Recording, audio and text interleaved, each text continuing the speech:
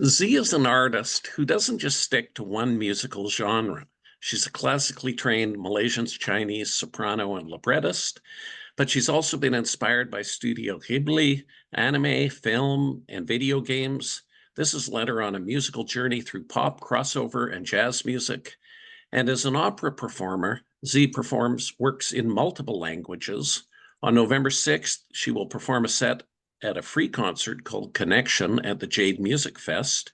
It's at 7:30 p.m. at Performance Works on Granville Island. And thanks for joining me, Z. Thank you, Charlie, for having me. Now, how did you get involved in music? Oh, that's a good question. I think I've been, doing music ever since I was really small. I started piano when I was 4, and I always enjoyed singing as a kid. So I grew up doing even primary school. I when I was 7, I think this was the pivotal moment.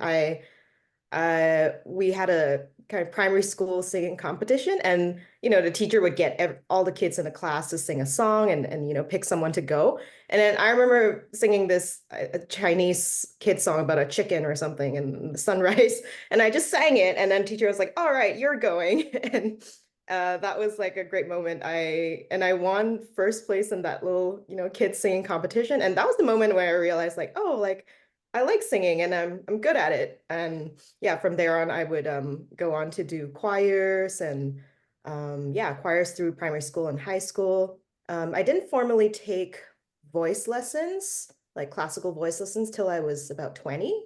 Yeah, when I came to Vancouver. But definitely growing up, I was around music a lot. I started in cello when I was 14 as well. And what inspired you to become a soprano? Because that's one of the most challenging things to take on as a singer. Yeah, I would say the soprano found me. So when I moved to Canada when I was 18, yeah, and then I was in Vancouver the next year, and I saw this production of Madame Butterfly and Evita by the Vancouver Opera. And I'd never seen opera before at this point. I mean, I grew up listening to a lot of classical crossover, but I hadn't actually seen like a Did you hear live. Chinese opera in Malaysia or not? We do have Yeah, Chinese yeah. operas, sort of like stage, yeah, those like local stage Hmm. operas. Yeah, but it's very different. Yeah. So I've never seen like a Western opera, like a live story production. So yeah, when I saw those in action, it was really inspiring. And there was this, especially the one in Evita, there was this one singer who I really liked her voice, and so I looked her up and saw that she studied she studied opera at UBC, did her bachelor's and master's. So I was like, oh, this is something you can study. I mean, I always knew I loved singing and wanted to do something with it, but I didn't know it was something you could like seriously pursue. So from that point, and I looked into, okay, doing formal classical voice lessons. I found a teacher at UBC, Marissa Gaitan, and I started from there. And then I went on to study with my current teacher, Frederick Robert. But yeah, through like a lot of training, they just, helped me discover what voice type I was, and I just happened to be a soprano. And you're a classical voice major at the Vancouver Academy of Music. And can you describe the education that you're experiencing there? Yeah, for sure. I love it. I'm in my 4th year right now. So it's a small college. We are very tight-knit community. I'd say there's like 7, 8 boy students in the whole program, and currently we're all female. There's not a lot of people in the program, but because it's so small, I just feel like I get a really good community. I really get to bond with the musicians around me, and people from the other majors like cello and piano. There's very few of them as well, but we're all friends. And because it's so small, like I would get one to like in my first year, I got a lot of one-to-one music history and theory lessons because I was the only new student that year. So it was crazy, but it definitely meant I got definitely got the education I needed because I got all the attention from the teachers, and the faculty there is amazing. Like I don't know why it's not more well known, but the Vancouver Academy of Music has amazing teachers, amazing faculty. Yeah. And opera singers have to sing in different languages. And I'm wondering how much work goes into that, or whether you like it or whether you dread it. Oh, I actually like it. I like it for the most part. Sometimes, yes, I do dread it sometimes when it's hard, but usually that's when you're learning it and you're like, it's so hard. Or like currently I'm learning I just finished learning a Bach piece, and that is a very, very wordy German, and it's fast. And Bach, he's like moving all over the place like crazy. So you're like, oh, Bach, why did you why? But once you learn it, it gets really fun. And for me, yeah, I really enjoy all the different languages actually. It's fun. It's like going to different worlds and yeah, different soundscapes. And each language kind of has its rules that you have to kind of clock into.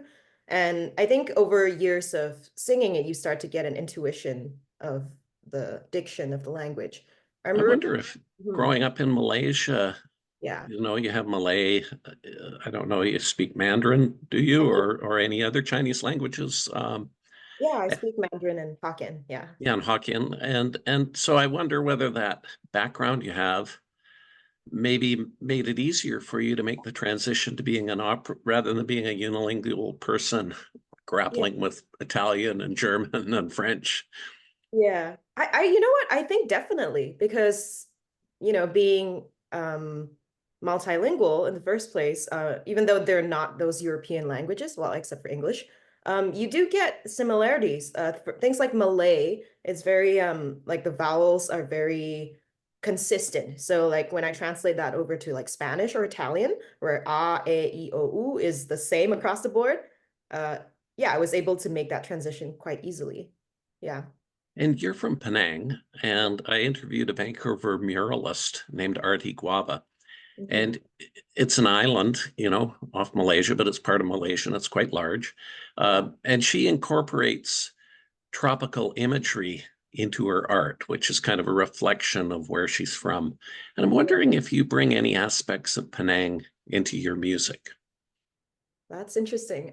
I think implicitly, probably, yeah. I don't always consciously think about it, but definitely I think the colors and the kind of folk aspect that I have, I do bring into my music. I like playing with colors, like musical colors, a lot in my music. And yeah, like mixing genres. That's something I think Malaysians do because we're kind of this unique demographic, this unique culture where we're kind of, yeah, like this mixture of many different, like very specific cultures.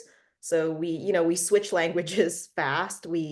Our cuisine is very fusion Oh and yeah, it's got Indian elements, it has Chinese exactly, exactly, elements and exactly. Thai and yeah. Yes, yes. And yeah, I grew up around all that. Even, the music, like we'd go from listening to, Chinese pop to Malay folk songs to, whatever Western pop was playing on the radio. And then I had this taste for classical music. And so, yeah, I just listened to everything and kind of just all gets mixed up. Makes me But wonder, Z, how would you describe your musical practice? I would, I've grappled with this a lot, but I would call it classical crossover. Okay, classical crossover, that's great. If- Yeah, And at the and core.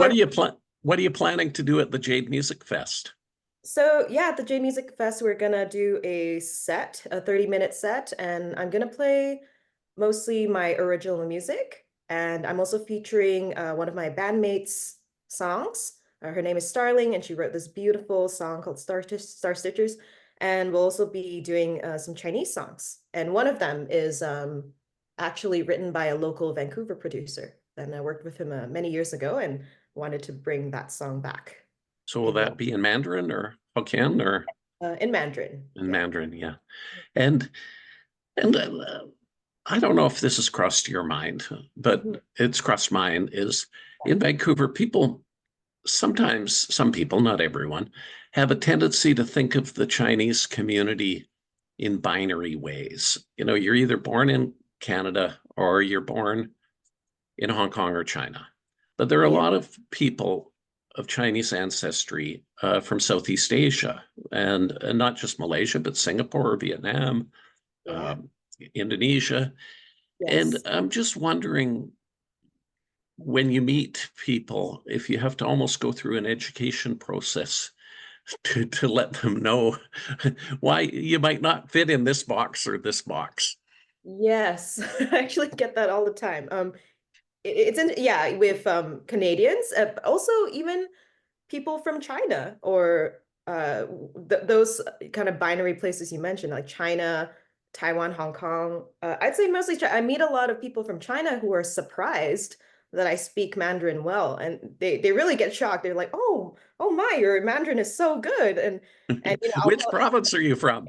exactly. Or they'll, yeah, they kind of they a lot of people aren't aware that there is a, yeah, like you said, a big community of Mandarin speaking people in Malaysia and all the, yeah, Southeast Asia. There's a lot of us because of all this colonial history.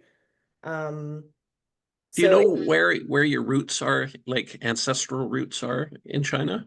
I think so. It's in If you Guam. speak Hokkien, I wonder, is it Fujian or? No. So the thing with Hokkien is everyone in Penang kind of speaks Hokkien, is just the Oh, dominant. okay. Yeah, but from my ancestry, it's actually Chu. It's a Hmm. it's a very rare one actually in Penang.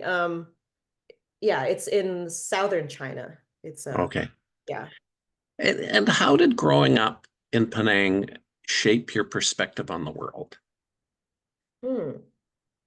I think it definitely made me open-minded to a lot of cultures, and I feel like as a person, I'm a very curious and adventurous person. Well, given that I love, like I went to the opera and started looking at all these different languages, and I actually like it. Um, I think it made me a very versatile minded person, and I just feel, yeah, I have this just this curiosity for a lot of things, and also like a toughness, I would say, because growing up in the, like, I grew up in a very strict education system. There were a lot of rules. You had to be very disciplined and all those things. So and then coming to Canada, I just felt like even though that was a tough time for me, it made me very hardworking Yeah, and you're resilient. Yeah. resilient. Yes, very resilient. Well, the other thing is Chinese people in Malaysia have also faced some challenges. Like I think back to the 1969 election, there was just a wave of hatred. It's horrible, um, directed at the community, I'm wondering whether that might have played any role in your decision to come to Canada, or was it just was all of that kind of water under the bridge by the time Yeah, you arrived in the world? yeah, well, I mostly, yeah, like came out here because I wanted more opportunities in Hmm. yeah, like the music field or the arts field. I actually first came here to study creative writing because, Hmm. yeah, I wanted to be a fantasy writer. And because growing up, I really loved the English language. And as yeah, I just feel like there wasn't as, it's kind of a niche in Malaysia, so I didn't really have a chance to, or even music. I feel, I don't know, because I grew up doing school and everything there, but I don't think I looked into what those industries really look like in Malaysia. But I definitely wanted to, yeah, get out and experience something So different. you wanted to, yeah. And are there any stereotypes about Malaysia that you would like to address? You know, things that people might believe about the country, but which aren't true. Um, yeah, the even the thing about us people being surprised that we speak Chinese well, they're like, huh? Like, aren't you Malay or aren't you something else? Yeah, and this is a very obscure one, but I've gotten this before. It's like, don't Malaysians live in jungles or something? And I think I find that one very weird. Yes, we're tropical, but we we are, yeah, we are, town folk, city It's folk. kind of funny because Kuala Lumpur has the SkyTrain. Yeah. And it's now your projects, Mhm. you've been involved in many different things, even at relatively young age. I'm wondering which projects would you like our readers to know about? Oh, what projects? Like, Yeah. okay. Well, currently I'm working on an EP this year. I've been working hard on it in between school and music teaching work. And it's some of those songs are I will be playing at the Jade Fest. But yeah, I'm working on this EP that I'm gonna hopefully release next year.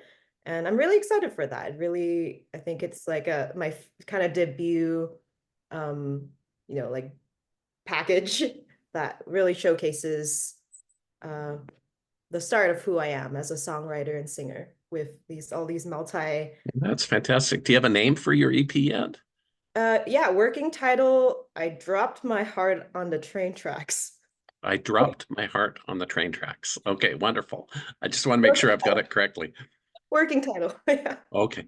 And where do you see your career going from here? See, if you could wave a magic wand and say 3 to 5 years from now, this is what I want to be doing. Wow. I definitely want to be a artist of my own. I want to have yeah, my albums of music, and I'd like to tour the world and have, a team, a band to work with, or, my dream is to sing with orchestras, actually. I'd love to be able to do that. Well, Yeah. that's wonderful. Is there anything else you'd like to add? Um, no, other than I'm excited for Jade Fest. It's actually my first music festival, and I think them giving us this opportunity to showcase, kind of who I am as a Malaysian Chinese in North America, and to get into kind of the Mandarin language aspect, which I was always shy about because because for the reason of me being self-conscious about my accent or not being like mainland Chinese. I've always kind of maybe yeah, felt like I had to camouflage myself. Like when I speak to Chinese, I speak in like a different accent. And if I was speaking to it's weird. It's like I Does will it change your personality when you I don't switch languages? I don't think it changes my no, I'm pretty Okay. consistent across. It's just like maybe I'd be more polite in one accent and more just like street in Yeah. another. Less Yeah, guarded in the other. Well, this is terrific, and thank you very much for speaking to me, Z. thank you. Okay, Z is a classically trained soprano. She will perform at the Jade Music Fest on November 6th. It's free and it's at Performance Works on Granville Island.